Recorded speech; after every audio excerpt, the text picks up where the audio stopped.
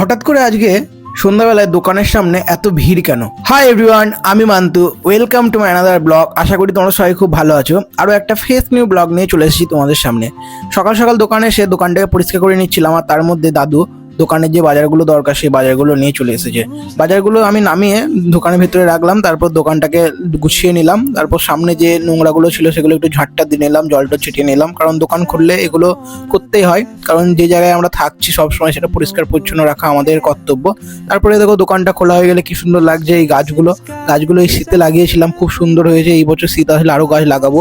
আর তারপর আমাদের এই গ্যাসটা সার্ভিসিং এর ছিল, ওভেনটা সার্ভিসিং এর জন্য সেলিম মামা চলে আসে।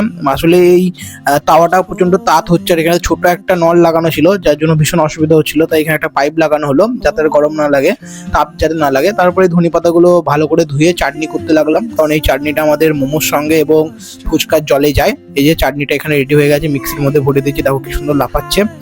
আর তা করতে করতে আমাদের আজকে যে ফুচকাটা, সেই ফুচকাটা প্রবীণ দাদু কালকে রাতে আনেনি, তার জন্য একটু পরে দাদু বাড়ি গিয়ে নিয়ে আসলো। এই যে ফুচকাটা এখানে চলে এসেছে, ফুচকাটা ভীষণ মরমরে আছে, তার জন্য আজকে রোদে দিলাম না।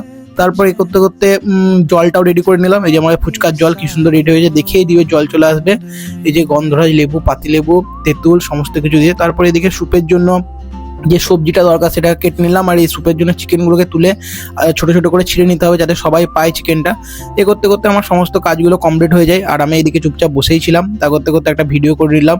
এই যে হাতটা দেখছো বড় হয়ে গেছে। যাই হোক, তারপরে বিকেলবেলা দোকানে এসে দেখি দোকানের সামনে এরকম ভিড় লেগে গেছে, মনে হচ্ছে মারামারি লেগেছে, কিছু তাই নয়। আসলে আজকে ছিল আমাদের বিজয়া সম্মেলন, আর তাই বিজয়া সম্মেলন যেহেতু ছিল তার জন্য দোকানে ভালোই ভিড় লেগেছিল। যে সমস্ত ধনেপাতা এবং স্যালাডগুলো কাটা ছিল সেগুলো সব শেষ হয়ে গেছিলো, তার জন্য আমি আবার তাড়াতাড়ি করে সমস্ত কিছু কাটতে শুরু করে দিলাম। এদিকে সমস্ত কিছু কাটা হয়ে গেল, এদিকে প্রবীণ দাদা এক এক করে কাঁচা লঙ্কাগুলো তুলছিল, সেদ্ধ কাঁচা লঙ্কাগুলো এই যে তোলা হচ্ছে। আর তারপর বিকেলের দিকে এই যে এখানে শপিং আসছিল আজকে, সব থেকে বড় কথা, যে কারণে আরো ভিড় লেগে গেছিল দোকানের সামনে। সন্ধ্যাবেলায় তো পুরো জ্যাম লেগে যায়। ওইখানে একটা যে গাড়ি আছে, ওই গাড়িটার মধ্যে শপিং ছিল, পল্লিগ্রাম টিভির যে হিরো সেই শপিং, তার জন্য আমাদের দোকানেও ভালো ভিড় ছিল। এই যে প্রবীণ দাদা দিকে ফুচকা দিকে ব্যস্ত। আর যাই হোক, এরকম ভিড় লাগলে দেখতেও ভালো লাগে। আজকেও আবার আমাদের এখানে একটা সম্মেলন আছে, ইউসুফ পাঠান আসছে আমাদের এখানে। যাই হোক, সেই ভিডিওটা তোমাদের সামনে তুলে ধরবো। এই করতে করতে দোকানের ভিড়টাও মোটামুটি ভালোই ছিল, আর এই করতে করতে আমাদের দোকান বন্ধ করার সময় চলে আসে।